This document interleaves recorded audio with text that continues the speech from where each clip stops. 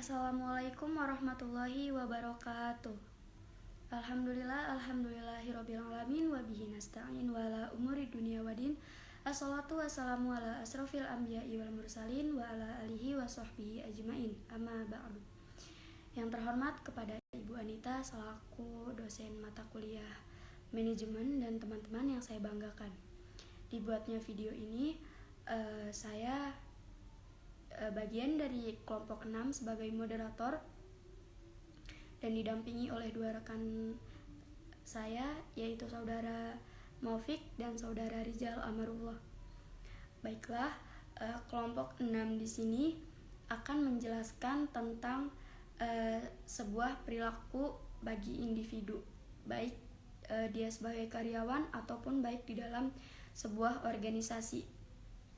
Pada materi yang pertama akan dijelaskan tentang organisasi itu diibaratkan sebagai gunung es.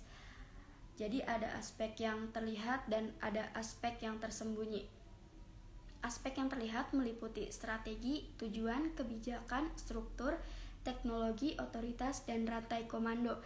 Sedangkan aspek yang tersembunyi meliputi sikap, norma kelompok, persepsi, interaksi, dan konflik antar individu dan antar kelompok.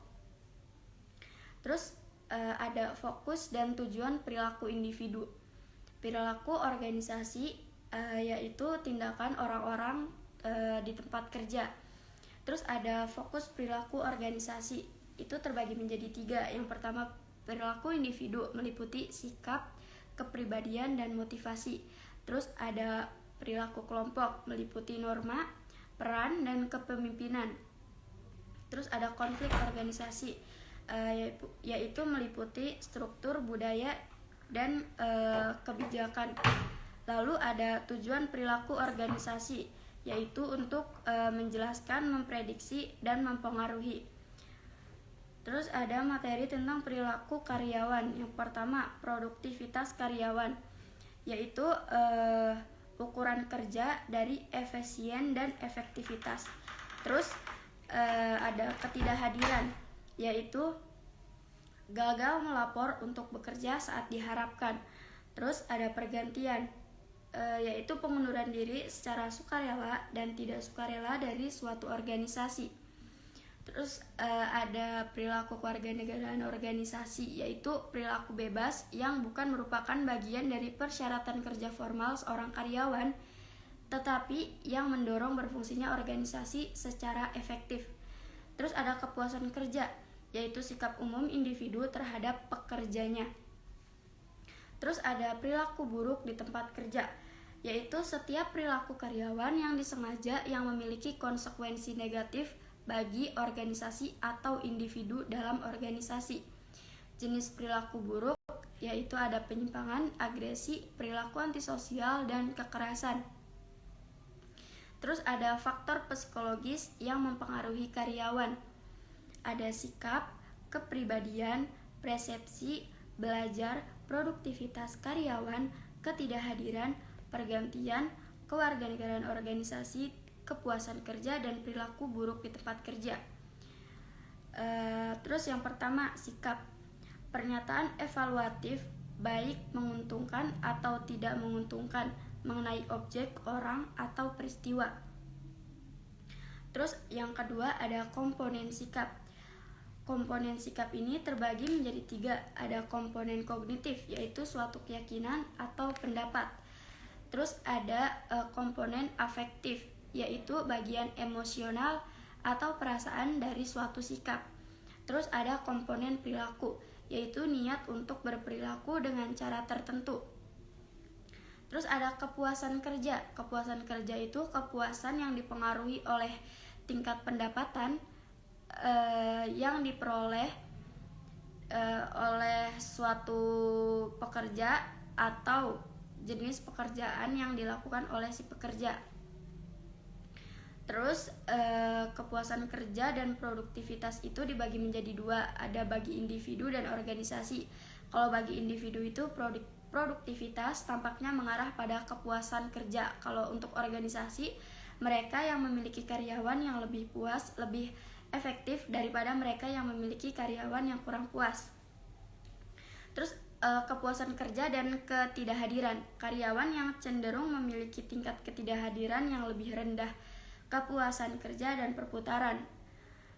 Karyawan yang puas memiliki tingkat pergantian yang lebih rendah, sedangkan karyawan yang tidak puas memiliki tingkat pergantian yang lebih tinggi. Pergantian dipengaruhi oleh tingkat kinerja karyawan. Terus ada kepuasan kerja dan kepuasan pelanggan. Jadi tingkat kepuasan kerja bagi karyawan garis depan terkait dengan peningkatan kepuasan dan loyalitas pelanggan. Interaksi dengan pelanggan yang tidak puas dapat meningkatkan ketidakpuasan karyawan. Terus tindakan untuk meningkatkan kepuasan kerja bagi pekerja layanan pelanggan. Yang pertama ada karyawan harus ramah dan optimis. Terus hadiahi layanan pelangganan yang unggul, menyediakan iklim kerja yang positif, dan gunakan survei sikap untuk melacak kepuasan karyawan. Terus ada kepuasan kerja dan kewarganegaraan organisasi perilaku. Ada hubungan antara kepuasan kerja dan kewarganegaraan organisasi perilaku ini dipengaruhi oleh resepsi keadilan. Terus ada kepuasan kerja dan perilaku buruk di tempat kerja. Jadi karyawan yang tidak puas akan merespon entah bagaimana. Tidak mudah untuk memprediksi dengan tepat bagaimana mereka akan merespon. Terus ada keterlibatan pekerjaan. Sejauh mana seorang karyawan mengidentifikasi dengan pekerjaannya secara aktif berpartisipasi di dalamnya dan menganggap kinerjanya penting bagi harga dirinya. Tingkat komitmen yang tinggi terkait dengan lebih sedikit ketidakhadiran dan tingkat pengunduran diri yang lebih rendah. Terus ada komitmen sebuah organisasi, yaitu sejauh mana seorang karyawan mengidentifikasi dengan organisasi tertentu dan tujuannya itu ingin mempertahankan keanggotaan dalam organisasi. Terus mengarah ke tingkat yang lebih rendah dan ketidakhadiran dan pergantian. Terus bisa menjadi ukuran yang ketinggalan zaman karena jumlah pekerja yang berganti, majikan meningkat.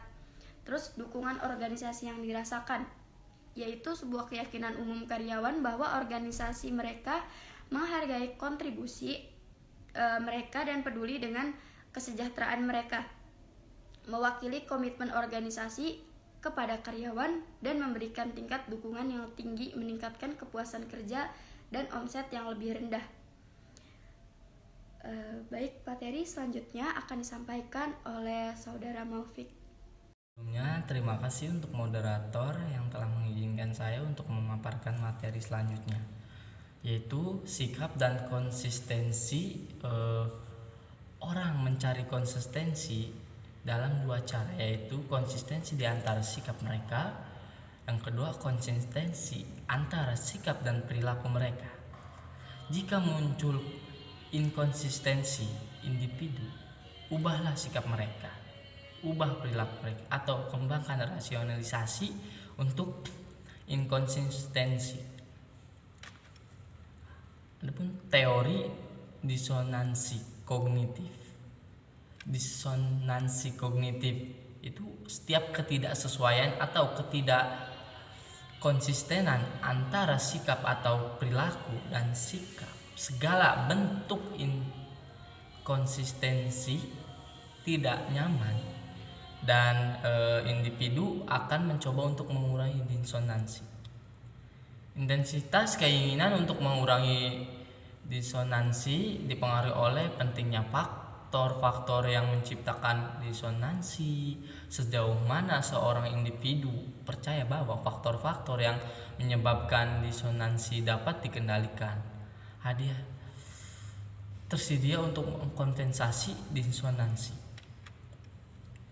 Survei sikap itu instrumen atau dokumen yang menyajikan kepada karyawan serangkaian pernyataan atau pertanyaan, memunculkan perasaan mereka tentang pekerjaan, kelompok kerja, penyelia atau organisasi mereka, memberikan umpan balik kepada manajemen tentang persepsi karyawan tentang organisasi dan pekerjaan mereka. Untuk mengukur sikap karyawan, beberapa restoran semisal KFC dan Long John Silver meminta karyawannya untuk bereaksi terhadap pernyataannya seperti restoran saya adalah tempat bagus untuk bekerja. Orang-orang di tim saya membantu meskipun itu bukan pekerjaan mereka. Saya diberitahu apakah saya melakukan pekerjaan dengan baik atau tidak. Pentingnya sikap. Implikasi bagi manajer, sikap memperingatkan masalah perilaku potensial. Manajer harus melakukan hal-hal menghasilkan sikap positif yang mengurangi ketidakhadiran dan pergantian. Sikap mempengaruhi perilaku karyawan. Manajer harus fokus membantu karyawan menjadi lebih produktif untuk meningkatkan kepuasan kerja. Karyawan berusaha mengurangi disonansi kecuali manajer mengidentifikasi sumber eksternal disonansi. Manajer memberikan penghargaan sebagai kompensasi atas disonansi tersebut. Faktor psikologis kepribadian. Kepribadian itu kombinasi unik dari pola emosi, pikiran, dan perilaku yang mempengaruhi cara bereaksi dan berinteraksi dengan yang lain. Mengklasifikasikan sifat kepribadian. Indikator tipe Myers-Briggs (MBTI), alat penilaian kepribadian umum yang mengukur kepribadian seorang menggunakan 4 kategori, yaitu interaksi sosial, preferensi untuk mengumpulkan data, preferensi untuk pengambilan keputusan, gaya pengambilan keputusan. Ada pun model 5 besar, yaitu yang pertama ekstraversi, kesesuaian, kesadaran, stabilitas emosi, dan keterbukaan terhadap pengalaman. Adapun ekstraversi, ramah, banyak bicara dan tegas. Kesesuaian, baik hati, konferatif dan saling percaya. Kesadaran, bertanggung jawab, dapat mengendalikan gigih dan berorientasi pada pencapaian. Stabilitas emosional, itu tenang, antusias dan aman, atau tegang, gugup dan tidak aman. Dan keterbukaan terhadap pengalaman, yaitu imajinatif, sensitif, artistik, dan intelektual. Adapun wawasan kepribadian, ada locus control. Locus control itu dibagi yaitu ada locus control internal dan eksternal. Adapun yang internal, orang-orang yang percaya bahwa mereka mengendalikan nasib mereka sendiri. Sedangkan eksternal, orang yang percaya bahwa apa yang terjadi pada mereka adalah karena keberuntungan atau kebetulan. Efek dari tak terkendali dari kekuatan luar. Adapun Machiavellianisme, sejauh mana seorang individu pragmatis menjaga jarak emosional dan berusaha untuk mendapatkan manipulasi kekuasaan, tujuan, membenarkan dengan cara. Adapun harga diri atau SE, sejauh mana orang menyukai atau tidak menyukai dari mereka diri sendiri. Adapun SE tinggi dan SE rendah. Sedangkan SE tinggi percaya pada diri sendiri dan mengharapkan kesuksesan. Ambil lebih banyak resiko dan gunakan pendekatan yang konvensional. Lebih puas dengan pekerjaan mereka daripada SE rendah. Sedangkan SE rendah lebih rentan terhadap pengaruh eksternal, bergantung pada evaluasi positif dari orang lain. Lebih rentan untuk menyesuaikan diri daripada SE tinggi. Adapun pemantauan diri. Kemampuan individu untuk menyesuaikan perilakunya dengan faktor situasional eksternal, pemantau diri yang tinggi dan pengawasan diri yang rendah. Adapun kalau yang tinggi, peka terhadap isyarat eksternal dan berperilaku berbeda dalam situasi yang berbeda, dapat menampilkan persona publik dan pribadi yang kontradiktif, manajemen pengawasan. Sedangkan pengawasan diri rendah jangan menyesuaikan perilaku mereka dengan situasi. Seterusnya, mengambil resiko. Kecenderungan atau kemauan untuk mengambil resiko, pengambilan resiko tinggi membutuhkan lebih sedikit waktu dan membutuhkan lebih sedikit informasi daripada pengambilan resiko rendah saat membuat keputusan.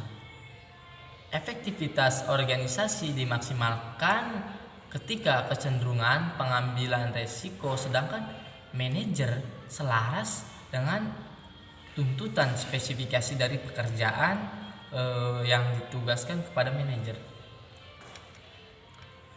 Adapun tipe kepribadian dalam budaya yang berbeda. Model 5 besar digunakan dalam studi lintas budaya. Perbedaan terdapat pada terkenan dari dimensi. Tidak ada tipe kepribadian yang umum untuk negara tertentu. Budaya suatu negara mempengaruhi dominan karakteristik kepribadian masyarakatnya. Manajer global perlu memahami perbedaan sifat kepribadian dan perspektif. Selanjutnya, emosi, perasaan intens, reaksi yang diarahkan pada objek tertentu, seorang atau sesuatu. Adapun emosi universal, yaitu amarah, takut, kesedihan, kebahagiaan, menjijikkan, kejutan. Adapun kecenderungan emosional, kecerdasan emosional EI, kemampuan untuk memperhatikan dan mengolah isyarat dan informasi emosional. Dimensi EI, kesadaran diri, mengetahui apa yang Anda rasakan, yang kita rasakan. Manajemen diri itu mengolah emosi dan impuls, motivasi diri, bertahan meskipun mengalami kemunduran dan kegagalan. Empati, merasakan bagaimana perasaan orang lain terhadap kita. Atau sebalikannya, keterampilan sosial mengenai emosi orang lain. Mungkin cukup sekian pemaparan materi dari saya. Kurang lebihnya mohon maaf. Saya kembalikan kepada moderator. Terima kasih. Materi selanjutnya akan disampaikan oleh Saudara Rizal Amarullah. Rizal Amarullah dengan nomor NIM 211420108. Di sini saya akan mempresentasikan tentang implication for manager atau implikasi bagi manajer. Nah, dalam implikasi bagi manajer ini terdapat 3 poin. Yang pertama ada penyeleksian terhadap karyawan, dan kedua ada membantu dalam memahami karyawan, dan yang ketiga ada dengan memahami perilaku orang lain. Selanjutnya itu tentang understanding personality difference atau memahami perbedaan kepribadian. Dalam memahami perbedaan kepribadian terdapat 2 poin penting. Yang pertama ada kepuasan kerja seorang karyawan, dan kemungkinan keluarnya karyawan itu tergantung pada kesesuaian kepribadian dan pekerjaan karyawan tersebut. Yang kedua ada poin-poin kunci teori. Yang pertama ada perbedaan kepribadian. Yang kedua ada berbagai jenis pekerjaan. Dan yang terakhir ada kepuasan kerja dan turnover berhubung dengan kecocokan antara kepribadian dan pekerjaan bagi orang individu. Yang selanjutnya ada faktor psikologis atau persepsi. Persepsi adalah suatu proses di mana individu memberikan makna atau kenyataan pada lingkungan mereka dengan mengorganisir dan menginterpretasikan kesan sensorik mereka. Faktor-faktor yang mempengaruhi persepsi atau faktor influencing perception. Yang pertama ada karakteristik target. Yang kedua ada khususan kontras dan kesamaan, dan yang ketiga ada faktor situasi atau konteks. Selanjutnya ada bagaimana kami mempersepsikan orang.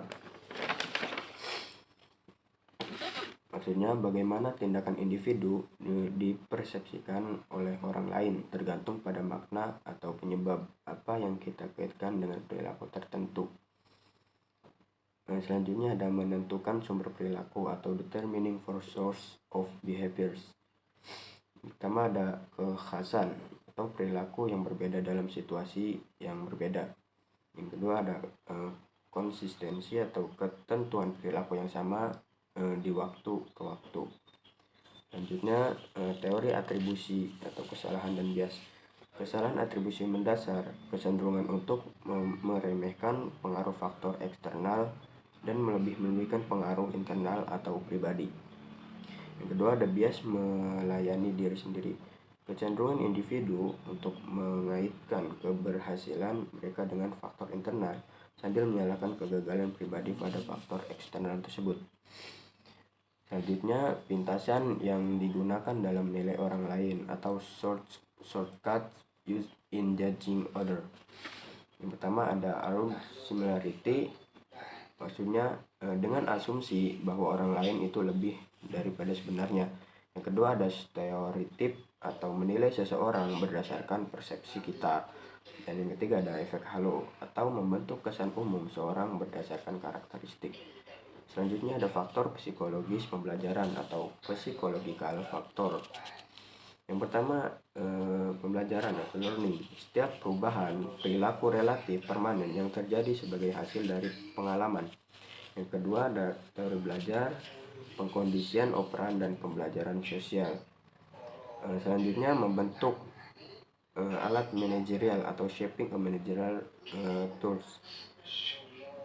Membentuk perilaku, mencoba untuk membentuk individu dengan membimbing pembelajaran mereka dalam langkah-langkah bertahap sehingga mereka belajar untuk berperilaku dengan cara yang paling menguntungkan bagi organisasi. Selanjutnya ada metode pembentukan. Yang pertama penguatan positif atau menghargai perilaku yang diinginkan. Yang kedua ada penguatan negatif atau menghilangkan konsekuensi yang tidak menyenangkan.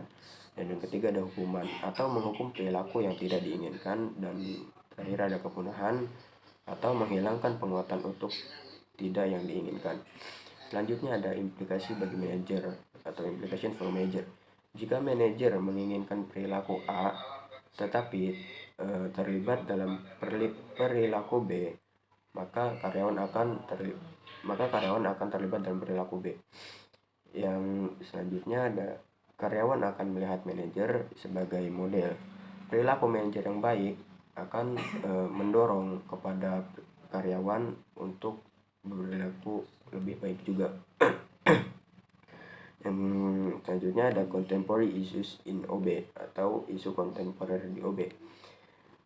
Managing generational difference in the workplace atau mengelola perbedaan generasi di tempat kerja. Maksudnya membawa sikap baru ke tempat kerja yang mencerminkan beragam pengalaman dan peluang. Selanjutnya atau yang terakhir ada managing negative behavior in the workplace atau mengelola perilaku negatif di tempat kerja. Nah, yang pertama ada menoleransi perilaku negatif, dan yang kedua diperlukan tindakan preventif dan responsif terhadap perilaku negatif. Sekian, terima kasih, saya kembalikan kepada moderator. Baik, mungkin sekian dari presentasi kelompok 6 mengenai perilaku individu. Kurang lebihnya mohon maaf. Wabillahi taufik wal hidayah. Wassalamualaikum warahmatullahi wabarakatuh.